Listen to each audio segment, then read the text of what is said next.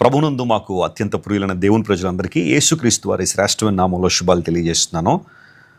ఇలాంటి ఎక్స్ప్లెనేషన్ ఒకటి ఇవ్వాల్సి వచ్చే రోజు వస్తుందని మేము ఎప్పుడు అనుకోలేదు. మా ఛానల్లో సుమారుగా 15.3 lakh సబ్స్క్రైబర్స్ ఉంటారు. అందులో 8,100 వీడియోలు ఉన్నాయి. ఒక్క వీడియో కూడా కాంట్రవర్సీకి సంబంధించిన ఒక్క వీడియో కూడా మా దాంట్లో ఉండదు. కానీ ఈరోజు ఈ వీడియో చేయాల్సిన పరిస్థితి మమ్మల్ని తీసుకొచ్చారు.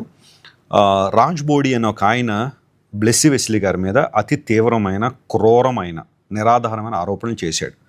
ఆయన చెబుతూనే వీళ్ళెవరో నాకు తెలియదు, వీళ్ళ గురించి ఏమీ నాకు తెలియదు, నాకు వచ్చిన సీక్రెట్ సోర్స్ ప్రకారం నేను చెప్పేస్తున్నానని బ్లెస్సీ గారి ఫోటో చూపించి, ఆ వీడియో చూపించి బ్లెస్సీ గారికి 10 లక్షలు ఇచ్చారు. 3 నెలల క్రితమే వరకు 10 లక్షలు అందాయి. మతోన్మాదులకు ఇన్ఫర్మేషన్ ఇవ్వడానికి ప్రవీణ్ పగడాల గారిని రాజమండ్రి పిలిచారు అని ఆ ఆరోపణలు చూసినప్పుడైతే మేము చాలా దిగ్భ్రాంతికి గురయ్యాం. అసలు ఏం జరుగుతుందో మాకు అర్థం కావట్లా. అనవసరంగా మమ్మల్ని ఈ ఇష్యూలోనికి లాగాలని ఎవరెవరు ప్రయత్నాలు చేస్తున్నారో మాకు అర్థం కావట్లేదు. కానీ రాజ్ బోడి గారికి నేను చెప్పే మాట ఏంటంటే, అర్జెంటుగా మీరు బహిరంగంగా క్షమాపణ చెప్పాలి. మా గురించి తెలియకుండా, ఏ విషయం కూడా తెలియకుండా ఎవడో ఒక గొట్టంగాడు మీకు ఇన్ఫర్మేషన్ ఇస్తే లేదా ఏదో మెసేజ్ పంపిస్తే దాన్ని మీరు మీ ఛానల్లో పెట్టి అక్కడి నుంచి మిగతా ఛానల్స్ కూడా, రకరకాల ఛానల్స్, శ్రీ మీడియా అనే ఛానల్, ప్రజా చైతన్య అనే ఛానల్, ఇవన్నీ కూడా ఈ వీడియోలు సర్క్యులేట్ చేస్తూ విపరీతంగా థంబ్నెయిల్స్లో బ్లెస్సీ వెస్లీ గారి ఫోటో వేసి ఇన్ని డబ్బులు, ఇన్ని హత్య వెనకాల కుట్రదే అని అనవసరంగా కేసును డైవర్ట్ చేసే పరిస్థితి ఇక్కడ కనబడతా ఉంది. నేను రాజ్ బోడి గారికి, ఆ తర్వాత ఆ ఛానల్స్ ఎవరైతే అప్లోడ్ చేస్తున్నారో మేము చాలా సీరియస్ యాక్షన్ తీసుకున్నాం. ఎందుకంటే ఇది సామాన్యమైన ఎలిగేషన్ కాదు, మామూలుగా మాట్లాడుకునే విషయాలు కాదు. ఒక మర్డర్ వెనకాల అనవసరంగా మా పేరుని తీసుకొచ్చి మా రెప్యుటేషన్ని, మా గౌరవాన్ని, మా పరిచర్యను, మా భవిష్యత్తును దెబ్బతీయాలని ప్రయత్నం చేస్తున్నారు. ఇది అత్యంత తీవ్రమైన కుట్ర. ఇది ఈ రోజుతో మాతో ఆగిపోయేది కాదు. రేపొద్దున ప్రతి ఒక్కరికి చుట్టుకుంటుంది, ప్రతి ఒక్కరిని లాగుతారు. దేవుని సేవకుల్ని అప్రతిష్ట పాలు చేయాలనే ప్రయత్నాలు మతోన్మాదుల చేతుల్లో రాజ్ బోడి గారు వెళ్ళిపోవడం మాకు చాలా దుఃఖాన్ని, లేదా అతను వెళ్ళిపోవడం మాకు చాలా ఆశ్చర్యాన్ని కలిగిస్తుంది. అతను ఎవరో కూడా మాకు తెలియదు. నేను అతని వీడియోలు కూడా చూడలేదు. అమెరికాలో ఉంటాడని ఇప్పుడు మనవాళ్ళు చెబుతూ అన్నారు. మా పరిచర్య మాది, మా సేవ మాది. దేవుని సేవలో నిర్విరామంగా రాత్రింబగళ్ళు కష్టపడి ప్రభు సేవ చేస్తూ అనేక ప్రాంతాలు తిరిగి ప్రపంచవ్యాప్తంగా, భారతదేశంలో కాదు మా పరిచర్య, ప్రపంచవ్యాప్తంగా అనేక దేశాల్లో ఒక క్రెడిబిలిటీ కలిగిన పరిచర్య మీద ఇంత బురద జల్లడం చాలా హాస్యాస్పదం. ఈ విషయాన్ని మేము అతి తీవ్రంగా ఖండిస్తున్నాము.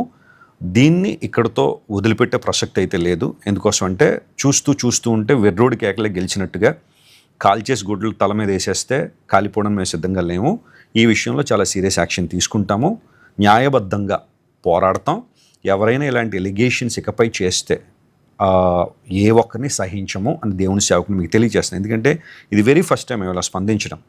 మేము మా పరిచర్య చాలా చక్కగా సువార్త పరిచయలో కొనసాగుతున్నాం. ప్రవీణ్ పగడాల గారి విషయానికి వస్తే నేను ఎప్పుడు ఆయన వ్యక్తిగతంగా కలవలేదు. నేను ఆయన్ని యూట్యూబ్లోనూ, ఆ తర్వాత మిగతా సోషల్ ప్లాట్ఫామ్స్లో ఆయన ప్రసంగాలు అప్పుడప్పుడు వినడమే, కానీ వ్యక్తిగతంగా నేను కలవాలి. లాస్ట్ ఇయర్ మా బ్రదర్ అతన్ని వారి కాన్ఫరెన్స్ పిలిచినప్పుడు ఆయన 2వ రోజు వాకింగ్ చెప్పాను, నేను 3వ రోజు వాకింగ్ చెప్పాను. That's it. ఆ రోజు ఆయనకి యాక్సిడెంట్ అయింది అని ఇన్ఫర్మేషన్ రాగానే బ్లెస్సీ వెస్లీ గారు వినుకొండ ప్రయాణాన్ని కొన్ని గంటలు ఆపి, వెళ్ళాల్సిన వారు ఆగి, వెళ్దాం, ఏదైనా సహాయం చేయాల్సి వస్తుందేమో అన్న ఆలోచనలో మేము త్వరగా పరుగెత్తుకుని వెళ్ళేసరికి అక్కడ కొంతమంది ఉన్నారు. ఎస్పెషల్లీ ప్రవీణ్ గారి రాజమండ్రి వ్యవహారాలు చూసుకునే పిఏ రామ్మోహన్ రావు, తన వైఫ్ అక్కడ ఉంది. ఆమెను మొదట మేము కలుసుకున్నాం. అమ్మ ఏంటి సంగతి, ఏమనండి ఇలా జరిగింది, జెస్సికా గారికి తెలుసా, కొన్ని విషయాలు తెలిసింది, ఆమె షాక్లో ఉన్నారండి అని. పరిస్థితులు ఏంటో మాకు కూడా సరిగ్గా తెలియదు, పోలీసులు వస్తున్నారు, ఆల్రెడీ కేసు ఫైల్ చేశారు. రామ్మోహన్ రావు ఆల్రెడీ అక్కడ పోలీస్ స్టేషన్లో ఉన్నాడు, అతను కేసు ఫైల్ చేస్తున్నాడు. ఈ లోపల ఆమె వచ్చింది, 2 ఫోన్లు పట్టుకొచ్చింది మా దగ్గరికి. అందులో ఆ జెస్సీ గారి నంబర్ ఇస్తే బ్లెస్సీ వెస్లీ గారు మాట్లాడారు. ఆ తర్వాత మళ్ళీ మాట్లాడదాం ట్రై చేస్తే ఆమె దుఃఖంలో ఉన్నారని వాళ్ళ పిఏలు ఎవరో మాట్లాడారు. ఇది జరిగింది. ఆ రోజు నేను నా పనులన్నీ ప్రక్కన పెట్టుకుని హాస్పిటల్ దగ్గర ఉండి, ఆ మరుసటి రోజు పోస్ట్ మార్టం జరుగుతున్నప్పుడు కూడా అతి తీవ్రమైన ఉద్రిక్తత రాజమండ్రిలో ఉంటే నేను వెళ్ళి పోలీసులతో మాట్లాడి అక్కడ అందరితో కూడా పర్యవేక్షించి, అంటే నేను ఒక్కడనే అని చెప్పట్లేదు, చాలామంది లీడర్స్ అప్పుడే అక్కడ వచ్చి ఉన్నారు. అందరం కలిసే కలెక్టివ్గా నిర్ణయం తీసుకుని హైదరాబాద్ నుండి వాళ్ళ టీం వచ్చారు, వారందరూ కూడా అక్కడ ఉన్నారు. పోస్ట్ మార్టం ట్రాన్స్పరెంట్గా జరగాలి, ఆ తర్వాత ఈ కేసు ట్రాన్స్పరెంట్గా ఇన్వెస్టిగేషన్ జరగాలని మొదటి నుండి నేను కోరుతూనే ఉన్నాను, విజ్ఞప్తి చేశాను, పోలీసు వారు రిక్వెస్ట్ కూడా చేశాను. ఆ తర్వాత జరిగిన పరిణామాలన్నీ మీకు తెలుసు. ఇప్పుడు మేము చెప్పాలనుకున్న మాట ఏంటంటే, ఆ రాజుబోడి అనే ఆయన బహిరంగ క్షమాపణ చెప్పి, నా భార్యను ఒక క్రెడిబిలిటీ కలిగిన ఒక స్పీకర్, ఆంధ్ర తెలంగాణ రాష్ట్రాల్లో కాదు, బ్లెస్సీ వెస్లీ గారికి through out India and world wide చాలామంది ఆమె ప్రసంగాలు వినడం కానీ ప్రార్థనలు ఏకీవించడం కానీ చాలామంది ఉన్నారు. నా భార్య గురించి నేను ఎక్కువ చెప్పాలన్న ఉద్దేశం కాదు, కానీ ప్రపంచానికి తెలుసు ఆమె ఎవరో, ఆమె ఎంత నిబద్ధతతో దేవుని సేవ చేస్తుందో. అమెరికాలో కొన్ని లక్షల రూపాయల జీతాన్ని వదులుకొని గతించిన 13 సంవత్సరాలను నాతో పాటు సేవలో ఉంటూ దేవుని సేవలో కొనసాగుతున్నాం. 10 లక్షలు కోసం మేము ఇలాంటి పని చేసే దౌర్భాగ్య స్థితిలో దేవుడు మమ్మల్ని ఉంచలేదు. 10 లక్షల కోసమే ప్రాకులాడే వ్యక్తులం కాదు, అలాంటి పనులు చేసే వ్యక్తులం కాదు. ప్రతి నెల కోట్ల రూపాయలు మేమే ఖర్చు పెట్టి అనేక మంది అనాథ పిల్లలను పోషిస్తూ, జాన్ వెస్లీ ఫౌండేషన్ ద్వారా ఆదర్శ ఎడ్యుకేషన్ సెంటర్ నడిపిస్తూ, వేలాది మంది పేద ప్రజలకు మేలు చేస్తూ, ఫౌండేషన్ ద్వారా కార్యక్రమాలు కావచ్చు, క్రైస్ట్ వర్షిప్ సెంటర్ ద్వారా అనేక బ్రాంచ్ సంఘాలు నిర్వహిస్తూ, ప్రపంచవ్యాప్తంగా అనేక మందిని సువార్త కొరకు సిద్ధపరుస్తూ ఎంత అద్భుతమైన పరిచర్య చేస్తున్న మా మీద ఈరోజు బుర్ర జల్లడం చాలా భయంకరమైన విషయం. దీన్ని తీవ్రంగా మేము ఖండిస్తున్నాము. మమ్మల్ని ప్రేమించే మా దేవుని ప్రజలందరూ కూడా ఈ విషయాలు ఎవరు నమ్మరనుకోండి, కానీ కొంతమంది ఉంటారు, దుర్బుద్ధి కలిగిన వాళ్ళు ఉంటారు, ఈ విషయాన్ని ఏదో గొప్ప విషయంలాగా వారి ఛానల్లో పెట్టుకునే వాళ్ళు ఉంటారు. అలాంటి వాళ్ళందరికీ నేను చేసే విజ్ఞప్తి ఏంటంటే, ఆ ఛానల్స్ మీద మేము చట్టబద్ధమైన చర్య తీసుకుంటాము. ఖచ్చితంగా లీగల్ యాక్షన్ ఉంటుంది. ఎందుకోసమంటే ఈ చేస్తున్న ఎలిగేషన్ ఒక క్యారెక్టర్ అసాసినేషన్ కావచ్చు, లేదా మా పరిచర్యకు, మా రెప్యుటేషన్ సంబంధించింది కాబట్టి అతి తీవ్రంగా దీన్ని ఖండిస్తున్నాను. దేవుని ప్రజలందరికీ ప్రభువైన యేసుక్రీస్తు నామములో శుభాలు, వందనాలు తెలియజేస్తున్నాను. ప్రవీణ్ పగడాల గారు రాజమండ్రి దగ్గరలో చనిపోయారు అనే వార్త మా టీం మెంబర్ ద్వారా వెస్లీ గారికి రాగానే, దైవజనులు ఆల్రెడీ చెప్పినట్లుగా ఆ రోజు వినుకొండ ఫస్ట్ డే మీటింగ్కు నేను వెళ్ళాలి దేవుని వాక్యం అందించడానికి. అయితే వెంటనే హుటాహుటిన దైవజనులు జాన్ వెస్లీ గారు, నేను ఆ ప్రాంతానికి గవర్నమెంట్ హాస్పిటల్కి మేము వెళ్ళడం జరిగింది. దైవజనులు చెప్పినట్లుగా వ్యక్తిగతంగా వారితో సంభాషణ చేసిన సందర్భాలైతే మాకు లేవు. అయితే పాల్ ఇమ్మాన్యుయల్ గారు గడిచిన సంవత్సరంలో ప్రవీణ్ పగడాల గారిని గ్లోబల్ రివైవల్ కన్వెన్షన్స్కి ఇన్వైట్ చేసినప్పుడు ఆ రోజు నేను కూడా స్పీకర్గా వెళ్ళడం జరిగింది. స్టేజ్ మీద నేను వెళ్ళేసరికి అప్పటికే Q&A సెషన్ జరుగుతుంది. పాల్ గారు ఒకవైపున, ప్రవీణ్ పగడాల గారు ఒకవైపున కూర్చొని Q&A మాట్లాడుతున్నప్పుడు నన్ను కూడా స్టేజ్ మీద జాయిన్ అవ్వమని పాల్ ఇమ్మాన్యుయల్ గారు అడిగారు. అయితే అప్పటికే సమయం అయిపోతా ఉంది కాబట్టి వారు కంటిన్యూ చేశారు. నేను అంతగా సుముఖత చూపించలేదు. నా భర్త గారు స్టేజ్ మీద ఉండుంటే నేను వెళ్ళుండేదాన్ని. ఆ తర్వాత Q&A అయిపోయిన తర్వాత దైవజనులు ప్రవీణ్ పగడాల గారు స్టేజ్ దిగి వెళ్ళిపోతున్న వ్యక్తి ఏమనుకున్నారో నాకు తెలీదు. నేను స్టేజ్ ఎదురుగా సోఫాలో కూర్చున్నాను. ఆ రోజు GRCలో పార్టిసిపేట్ చేసిన వారందరికీ తెలుసు, వారు గమనించి ఉంటారు ఇది. బ్రదర్ స్టేజ్ మీద నుండి దిగి వెళ్ళిపోతూ నేను కూర్చున్న సోఫా వద్దకు వచ్చి నాకు ప్రైజ్ ది లార్డ్ చెప్పి నాకు విష్ చేసి వెళ్ళారు. వారు మరణించారు అన్న వార్త వినగానే నేను ఫస్ట్ అండ్ లాస్ట్ బ్రదర్ని చూసింది అదే, ఆ సందర్భమే. వెంటనే నా జ్ఞాపకం వచ్చింది. ఒక స్త్రీగా నేను ఉన్నప్పటికీ, ఒక స్త్రీగా వారు నాకు ఇచ్చిన గౌరవము, ఒక దేవుని సేవకురాలిగా వారు నాకు ఇచ్చిన గౌరవాన్ని నేను మరి జ్ఞాపకం చేసుకున్నాను. వెంటనే దైవజనులకు చెప్పాను, ఒక తోటి దైవ సేవకునిగా, సేవకులంగా మనం వెళ్దామండి అని. వెళ్ళి దాదాపు గవర్నమెంట్ హాస్పిటల్ దగ్గర నేనైతే 3 గంటలు వెస్లీ గారితో పాటు నేను కూడా ఉన్నాను. వారి భార్య మరి సిస్టర్తో కూడా నేను మాట్లాడడం జరిగింది. చాలా కలవరపడ్డాం మేము అందరిలాగే మాకు వచ్చిన ఆలోచన, అసలు అంత గొప్ప వ్యక్తి అయ్యుండి, అంత దేవుని చేతిలో వాడబడుతున్న అభిషక్తులు అయ్యుండి అసలు బైక్లో ఎందుకు వచ్చారు అని, అసలు బైక్లో నిజంగా వచ్చారా రాలేదా, అంత లాంగ్ జర్నీ, మరి ఎన్నో వాహనాలు ఉంటాయి కదా, కారు ఉంటుంది, బైక్లో ఎందుకు వచ్చారని వెంటనే నేను సిస్టర్కి ఫోన్ చేసి అడిగాను. బ్రదర్ నిజంగానే బైక్లో బయలుదేరారా, అక్కడి నుండి బైక్లో వచ్చారా, బుల్లెట్లోనే వచ్చారా అనే ప్రశ్నలు సిస్టర్ని వేసినప్పుడు నిజమేనండి బయలుదేరారని చెప్పారు. లాస్ట్గా మీతో ఎప్పుడు మాట్లాడారు సిస్టర్ అంటే, సాయంకాలము బ్రదర్ లాస్ట్ కాల్ సిస్టర్తో మాట్లాడానని చెప్పారు.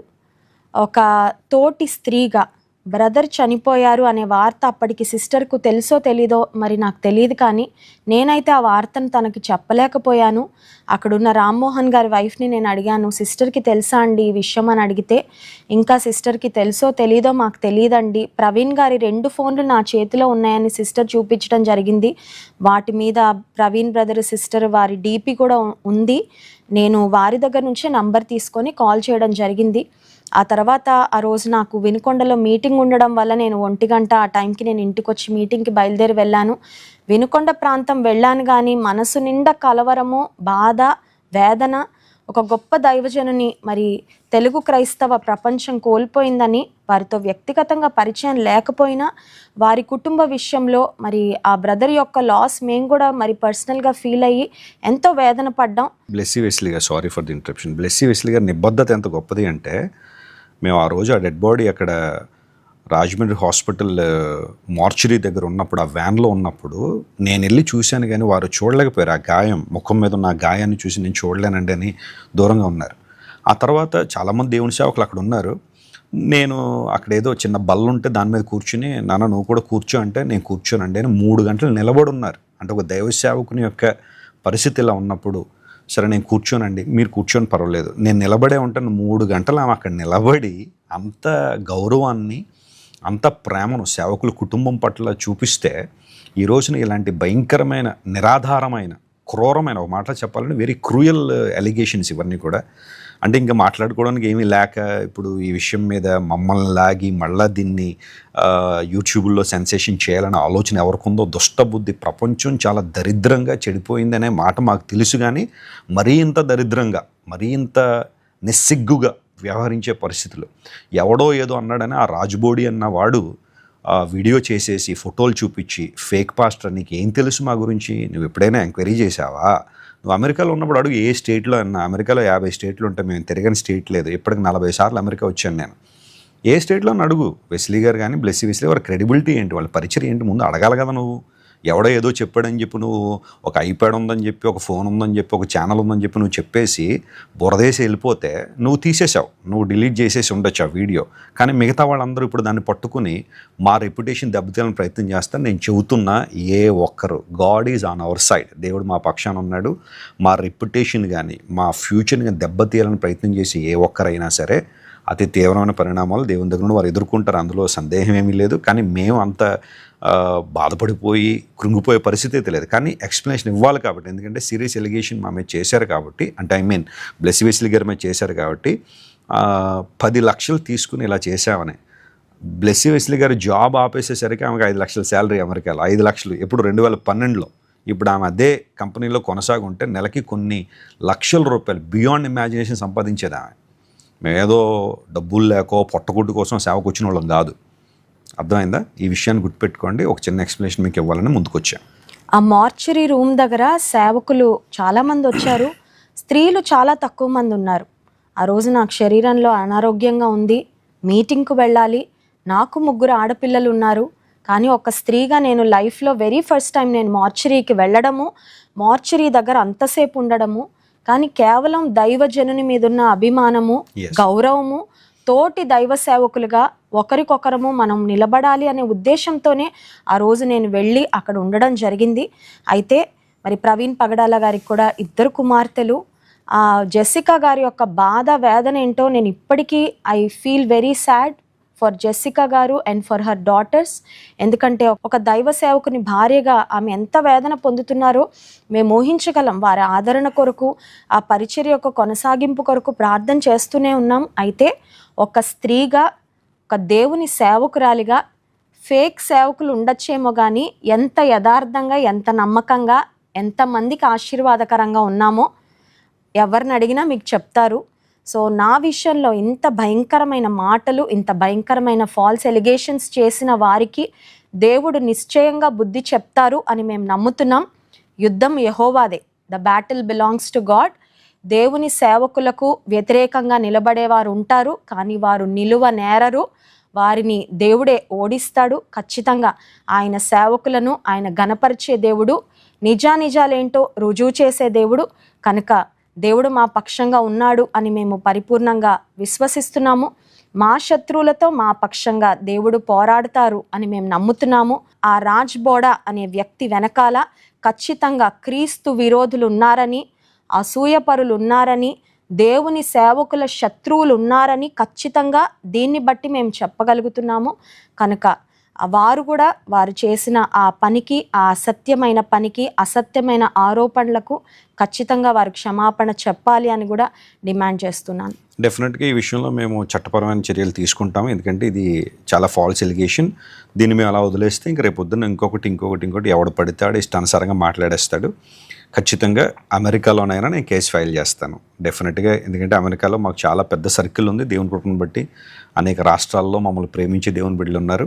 డెఫినెట్గా అతని మీద అయితే న్యాయపరమైన చర్యలు తీసుకుంటాం. ఎందుకంటే అతను తెలుసుకోకుండా, కనీసం ఆ వ్యక్తి ఎవరు, ఏంటి, వాళ్ళ క్రెడిబిలిటీ ఏంటి, పరిస్థితి ఏంటో అర్థం కాకుండా మీడియా ముందుకు వచ్చేసి ఫోటోలు పెట్టేసి ఇష్టానుసారం మాట్లాడేసి అలా వదిలేస్తే అతను ఏమనుకున్నాడో మాకు తెలియదు. కానీ ఖచ్చితంగా దీని మీద తీవ్ర పరిణామాలు ఉంటాయి.